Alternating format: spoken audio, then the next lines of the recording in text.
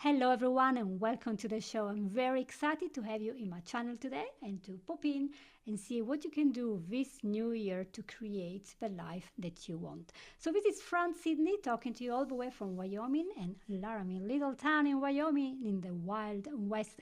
And today we're connected to my previous country, the United Kingdom. So, we're going to welcome today Blessing Platinum Williams, coming all the way from Watford, near London. Think Watford, nobody knows. Where is that? Yes. It's okay. Hello, Blessing, and thank you for Hi, coming. everyone. Lovely to be here. I'm very, very, very honored to be here, friends. Ooh, it's an honor to have you and to talk to my previous country dwellers and to actually a computer programmer. Ooh, that must be a brain there. I hate maps and everything like that. It's like, you must be so Yes. good. And yes, you're good and you're having success, and that's why you're here, because you're going to share Thank with us. you. And you guys, listen, how to be successful. Start with self confidence, with knowing that you matter. But what if you don't feel that this is the case? If you, nah, not good enough, I'm not really smart enough. Well, that's the program for you. So I want you to really stay and listen to the story of Blessing, who is a Christian woman, a wife, and a mom, whose previous life, when she was a child, previous life, long ago, was shaped all the words that we hear and that might make us think we're not good enough. So let's start with the problem. What was going on in your life Yeah. and how did you feel? And I'm all here just listening. Yes. So, my I was brought up by a single mother, and I think that I'm just going to give you a background. I feel like she had a lot of regret herself, but a lot of that was kind of reflected and deflected onto me, her first child. So she continuously called me stupid growing up. But it was only because my learning style was completely different to the average person. I learned differently to most people. So, obviously I'm not stupid, but it took me a while to get to realize that. And only because I spent years believing what was put on me. My mother wasn't the only one that said it when I was in school. Teachers said I would never amount to anything. I had several teachers say that to me. When I got to sixth form, which is, I believe it's high school in America, um, I had somewhat of an intervention with my teacher, with my sixth form teacher, and she said, "Blessing, you're a very bright young lady. I don't understand why you have this mindset, but if you leave the same way as you came, I would feel like I failed." So my head of year, her name was Mrs. Wright. Hi. um, she mentored me in a way and kept like made sure that I would go to her office every morning, and she would give me a little pep talk. She was literally the head of year of the college, but she really believed in me and she said, "I want to be part of your story." And funny enough, she is part of my story because I talk about her almost every day. So she said, "I want to be part of your story because I believe that you have something special. And I don't know who's told you otherwise, but I want you to believe that you can do it and you can break free from whatever you've been used to and whatever you've known." So every day she would say to me, "Who are you?" And I'd say my name. And then she would say, "What are you?" And I'd say, "Great." It was very cheesy, but we did that and we did it often. And there was another teacher, Mrs. Cochran. Hi. And Mrs. Cochran was my sociology teacher, and she really believed in me as well. And she spoke life into me constantly, consistently. And then I had Mr. Day. Hi. Mr. Day, he just was so passionate about helping me and supporting me. And he managed to connect me with the BBC. So at some point, I had some work experience with the BBC because of him. All these three people who were teachers, and this is why I say, teachers have a big role, and I call it a ministry. Being a teacher is a ministry. You have to see that your role as a teacher is not just a teacher. You can influence somebody and change their life, or you can ruin their life. And obviously, I had in my primary years teachers that were quite negative, and then came out of school with only four GCSEs, and then I ended up going with, getting into that sixth form and that teacher speaking life into me, those three teachers speaking life into me. But that's still, even though those teachers, spoke life into me, it didn't completely change the programming that was already done in my early years. And the early years are very important and prominent, in my opinion. Um, so yes, I did go on to do law, which is completely different to what I'm doing today. So I went on and I got a law degree, commercial law degree, and have used that. But I've never practiced as a lawyer, simply based on the fact that I didn't think I was smart enough. Yes, I had the degree, but I didn't think I was good enough to be a lawyer. So perhaps about 3 years ago, I actually, no, actually, the pandemic, I had a moment when I was sitting down and I was thinking, like, you've given people pep talks on a regular basis, because that was my thing. I'd give people pep talks and they will go off and do really well. And I would stay in the same place. And I was thinking, what is happening? What is going on? So what I decided to do in that moment, I decided that I was going to start to develop, because I had loads of ideas, loads of so ideas that required some form of software development. So I decided that I was going to teach myself how to be a software developer. So I got an Udemy course, I watched some YouTube courses, I read some documents online, just to learn how to code. And that's what started my journey to becoming a software developer. And then perhaps about 3 years ago, I got therapy, and I probably had about over 80 hours of therapy. And I feel like that transformed everything. That kind of started my journey to forgiveness, because I think that the forgiveness element was very, very important. I held a lot of resentment towards the people in my life that told me I was nothing, so I had to forgive.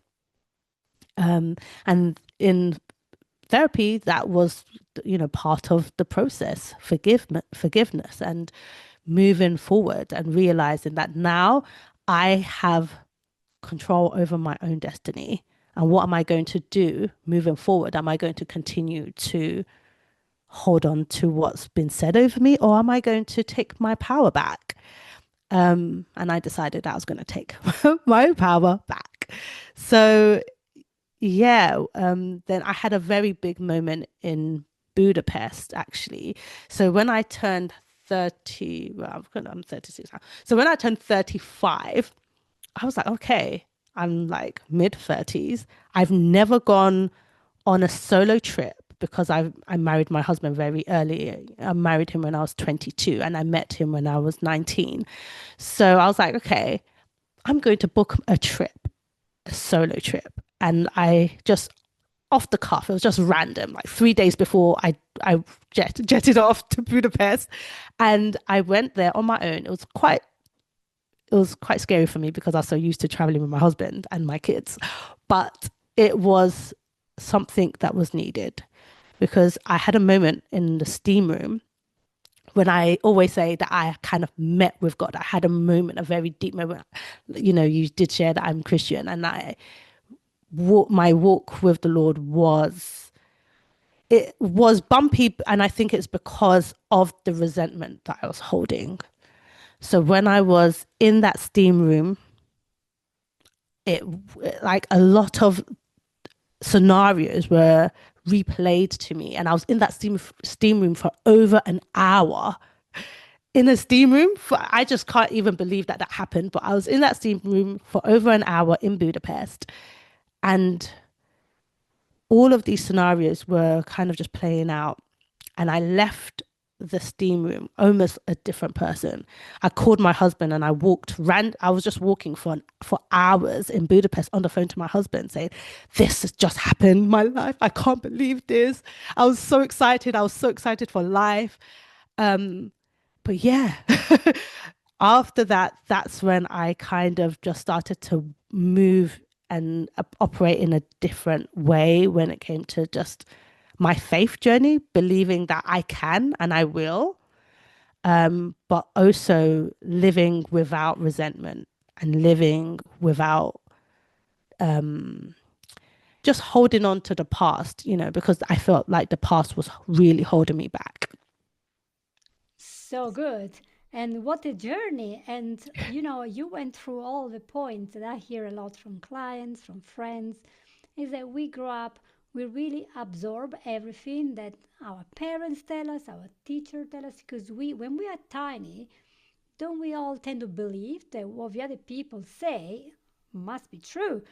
And the world is very small, it's just us and these two carriers, sometimes even less. And so we believe hangs to them and all the truth. So they carry their own trauma, their own bias, their own ideas, and maybe they're trying not to pamper us too much, trying to raise a tough girl and a good, productive boy. And so they're very lenient and with other people, while with us, they're like harsh. Even if you work for the company of your own parents, they're going to be harsher on you because you're not going to be privileged. So we very often grow up thinking, I really can't do anything well. I'm not very good. Maybe I'm doing the same with my own kids. Oh my gosh. Forgiveness, forgiveness. We're always trying to be better. Then we realize, isn't it true when we're young, we think our parents know everything. Then we grow up, teenager, our parents are total idiots. Then when we get to 30, 40, we're like, my parents were not so bad. By 50, my parents were so clever. So we change as we realize we're in different times and periods of our life. And what is poignant is your accent on the importance of teachers, because it's a mission, isn't it? You don't do it because you get a golden law for £1,000 in the UK. You do it because you want to help the kids to become grown-ups that have confidence, they want to be useful citizens in the society, they want to believe in themselves. And yet when we look around, I see people who, beginning of the year, we're all talking about goals and they have no idea what to do.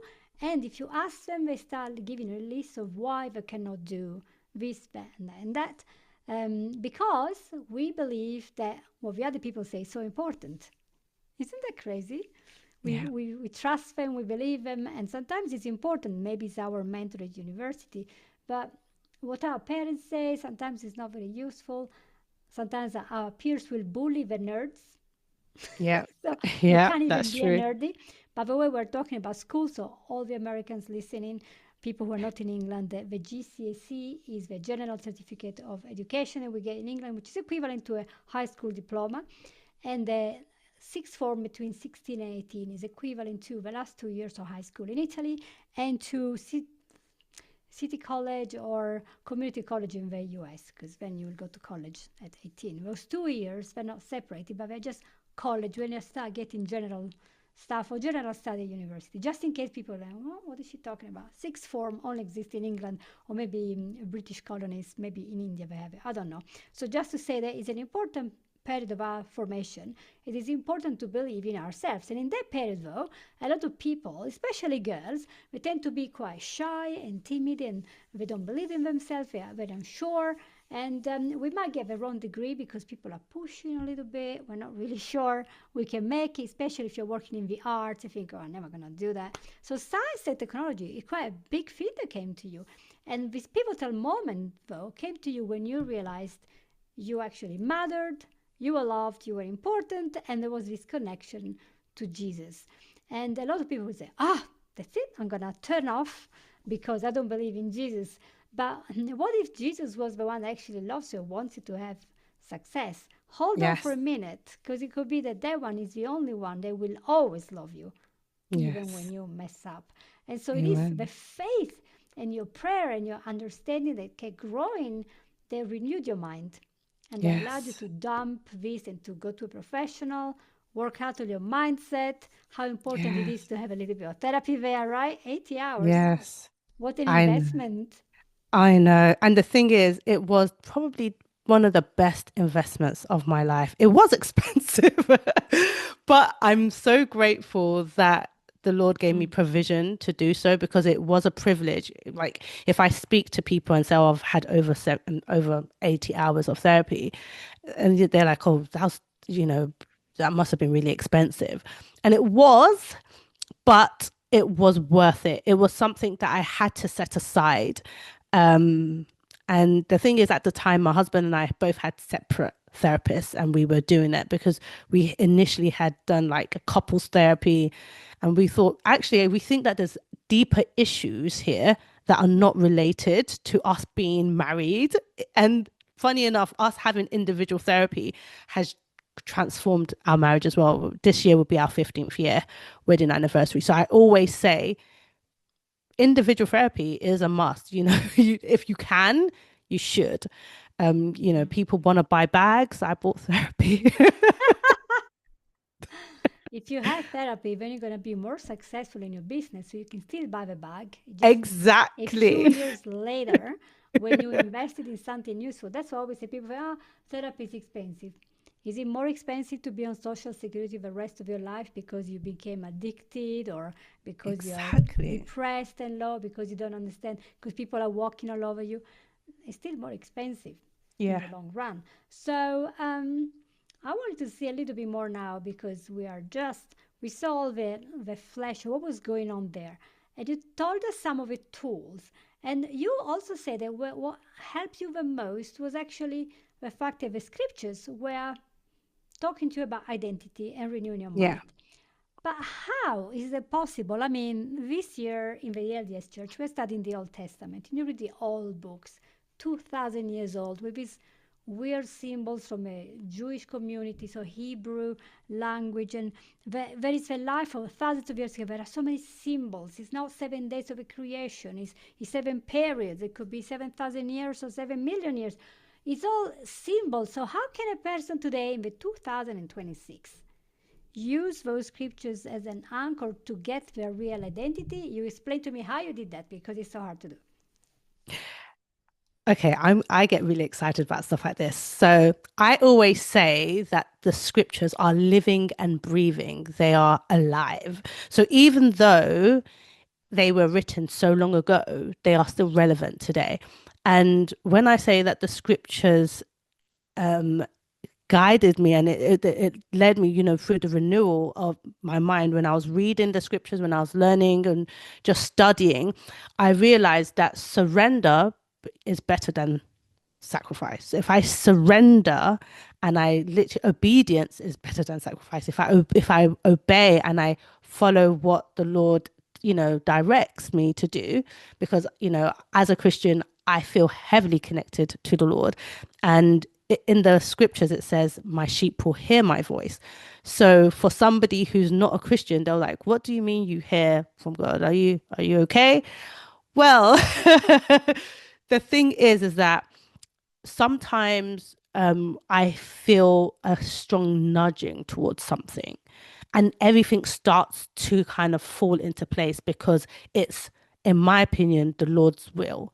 Because it's the Lord's will, everything just starts to fall into place. Everything starts to work out. So when I'm reading the scriptures, things pop out to me, and that sometimes is another way for the Lord to speak to me. Oh, okay, so I'm supposed to do this. So I I started from the very beginning so that I can understand, because like I said, my relationship with the Lord prior to real forgiveness and letting go of resentment was bumpy because I think that because I didn't completely understand the depth of the Lord's love for me, and because my heart was hardened, it didn't allow for me to completely let go and just let God. As soon as I was able to just let go of everything, it kind of softened my heart. And this is why I pray. I'm like, God, keep my heart soft. I want to continue to be soft. And the people that meet me now and they knew me perhaps 10 years ago, they always say, oh, you've changed drastically, because I used to be quite hard and, my approach was very, I guess, rough.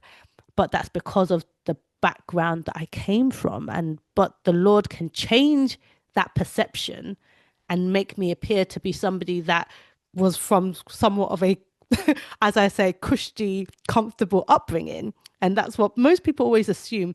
Oh, you must be privately educated. Oh, you must be from, you know, from like a two-parent home of loving parents and blah blah blah. They all say these things now because of, I guess, how I, present myself.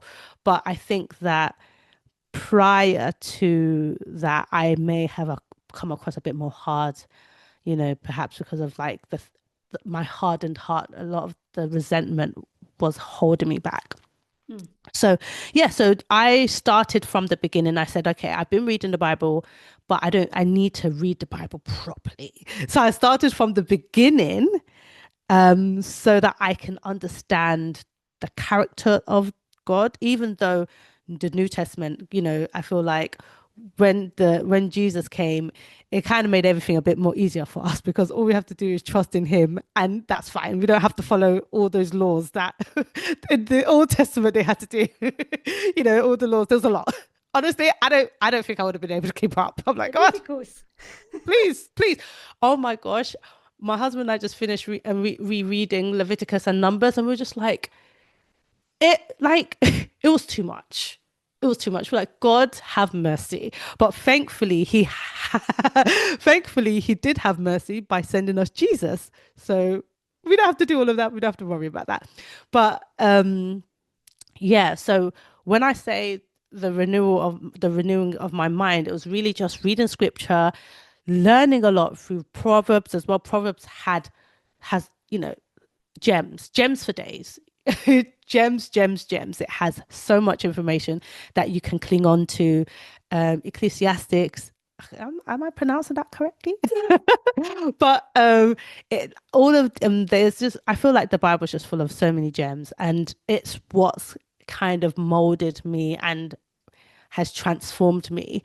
And I'm very grateful for that because most of the people that that knew me years ago, knew me perhaps like when I was a teenager, they're still shocked that I'm the way that I am now. They're just like, who is this person? I'm just like, it's God. Let's say you blossomed because Yes. you realized what you were. We're all little buds there. We have this potential. But like I love our plants, so I will always use plants as a metaphor. People forgive me.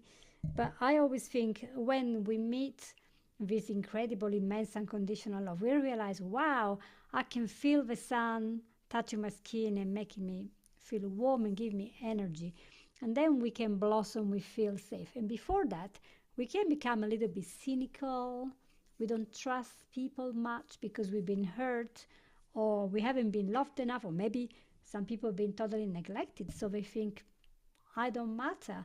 Maybe our idea of neglect is the single mom in London, in New York, in Detroit that works the whole day, doesn't have time for the child. But sometimes neglect is super wealthy parents with PhDs that are working the whole day and the child is always with nannies. That's also Yeah. can be neglect. So don't make stereotype ideas of poor, rich. Yeah. Neglect could be emotional neglect as much as a Yeah. material thing, because a mom has to work 4 jobs or she's not going to Yeah. be able to bring Pay the the bread bills. Yeah. to the Oh, table. I'm for sure. And the thing is, when it comes to my mother and how hard she worked, I don't discount that because my mom tried. I think that a lot, I always say, and the reason, and I feel like it, seeing her as just a human being allowed me to forgive her because she had a lot on her plate. And I also think that she lived with so much regret. A lot of things didn't happen for her. And she had so much expectations for me. So the pressure was on me. So when I wasn't, achieving what she wanted me to achieve, um, she just would call me those names. But I do think that it. My line. Most people that know me know that I always say we're all on our journey. We're all on our journey. We're not perfect. None of us are perfect, and we can't I can't change what's in the past. And I know that she went through a lot. You know, I remember as a child going downstairs and seeing my mum cry because she's just a woman trying her best, you know. So I don't discount that at all. I know that, you know, there are people that I've met in my life. I've met a lot of people that are from well-off backgrounds, and you know, even when I look at my children, I always think about love language. For them, they are children of privilege, thank God. And they don't really know, like whenever I say to them, oh, you know, if we wanted to buy bread, sometimes I'd have to, you know, scour my sofa to find my, you know, our sofa at home when I was with my mother to find pennies so that we can buy bread. My sons can't even fathom that, you know, because they're like privately educated and, you know, all of that. So they can't even, it's just like how it's, you know, for Yeah. them. But for me, the one of the first things I wanted to acknowledge and notice with my boys was their love languages. How can I love them the best way that I can for them? Because no matter what, somebody might show love. So, for example, my mother's love language is acts of service. So, in her mind, she loved me by doing things, whereas my love language is words of affirmation and quality time. I needed her to speak life into me. I needed her to tell me that you can do it. I believe in you. I'm rooting for you. You're trying. Good job. And from when my children were really, really young, I wanted to make sure I knew what their love languages were so that they can feel loved in the best way possible. And I ask them all the time. I have check-ins with them all the time. How are you feeling? How are you feeling this week? And I made sure that they were able to express themselves as early as possible so that I didn't have any blind spots with my children. And, you know, I've got books that that I read just to make sure that I'm trying, you know, just The perfect parent. I don't think that exists, but it's just me trying my best to not repeat mistakes. I don't, you know, I want to break generational curses. And my kids are, I guess because one of my boys are always saying, you know, thank you, mummy, for always trying. They know that I try. And they say, thank you, daddy, thank you, mummy and daddy for trying. So they know that we try. They know that we're always trying our best to make sure that they're loved as much as possible. So I don't, you know, no matter what, whether you are wealthy, whether you're not, there's always space to love love, you know, who's in your life in the best way that they need to be loved, so that they don't feel neglected. My brother's love language is actually acts of service, and that's why he and my mother are very close. So, Nice. yeah. It's the understanding. Once we understand that we're all trying what we can do. And sometimes we make mistakes, clamorous mistake because we didn't know. But you know, there's always this improvement. And I'm glad that you told us your story. And the story has more than one happy ending because, and time goes, but we will get there, you were able to use all your skills to actually develop an app called Tonely AI, Yes. which you actually did because you are a Develop. programmer, so you Yes. wrote it all out. Tell me a Yes. little bit, and then we pass through the tips that you want to give to my audience Yes. with So Tonely. with with Tony, obviously you know the history, my history when it comes to words, and I feel like words matter so much. So I thought, seeing as we're in this AI age, I'm going to figure out how to build my own AI model. I also wanted to build something that was private. You know, most AI models are taking from ChatGPT, you know, OpenAI and all of these other things. But those AI models take your data. And I didn't want something that was going to be intrusive. I wanted something that was going to be on every user's own personal device. So I built Tonely, and I had to, you know, scour the internet for over 11 months, building about 50,000 different bits of data to build my model. And it can detect, you know, emotional manipulation, coercion, sexism, ableism, and many more. And I just felt that that was needed to hopefully reduce online bullying, bullying via any form of digital bullying. So that's my way of hopefully contributing to a reduction in harmful words being used. It just tells you, by the way, this is coming across as emotionally manipulative. By the way, this is coming across as a bit narcissistic. By the way, this is coming across a bit controlling. So that's what Tony does. And yeah, that's my current baby. That's my third, I call it my third baby because it took so long. It took 11 months. Obviously, babies take about, Wow. 9, 10 months, but it took 11 months for me to really Yeah. develop the model. Yeah. Also, it's important because communication now is sometimes filtered by polarized views and people attacking one another and literally not talking to one another, even in their own family, if I have the opposite ideas. But most of it is because we don't communicate the same thing in the same way. Some people have a lot of thinking and they say, they distill what we want to say. Um, Other people don't really filter. They, if they have an idea, they just put it straight out. And then maybe the day after they think, wow, the way I say that maybe was interpreted differently. And that Exactly. depends on what the other person is expecting as well. They might think, oh, look, you're trying to manipulate me. And you're like, no, I was not trying. So it's very, very hard to communicate nowadays, which is why a lot of people are scrolling the whole day, but don't even dare looking at people in their face. Yes, No, it's exactly. important sometimes to have this checkup, and I think it's a quite useful thing to see. Why I wrote this message to my auntie, but now it sounds a bit condescending. Shall I change that a little bit? That's so, yes. And Tony does recognize things like sarcasm and stuff like that. So that it would have probably said, by the way, this comes across a little bit, Yeah, you know? useful. But also, they Yeah. could be quite fun if you're writing a book or a story. So for your storytelling, or you're preparing content for the wide world, right? The internet. And maybe you're speaking in such a way that you're offending an entire section of the population without actually wanting to.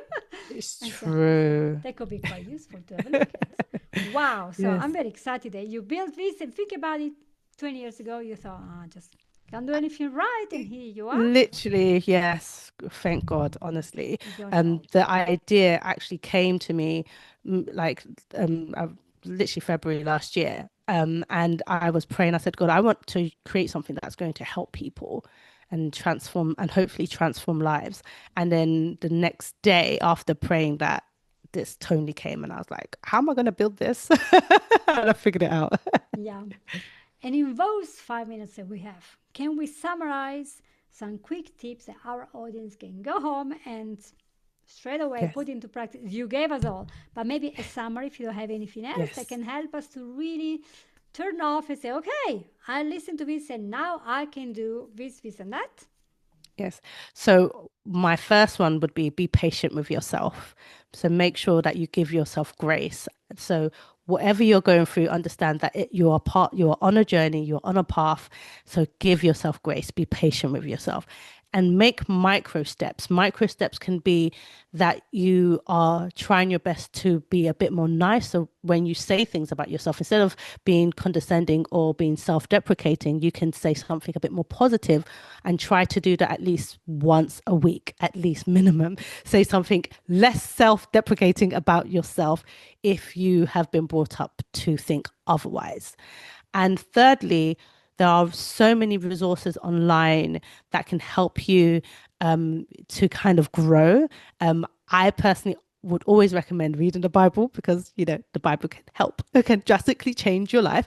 But also, there are other resources online and make always know that there are people out there that are willing to help you. So you are not alone if you're going through something. There is somebody out there that is always willing to help you. There's charities, there's organizations for people that are dealing perhaps with depression, with anxiety, or with perhaps lack of self-worth. There are organizations and there are people that are willing to help.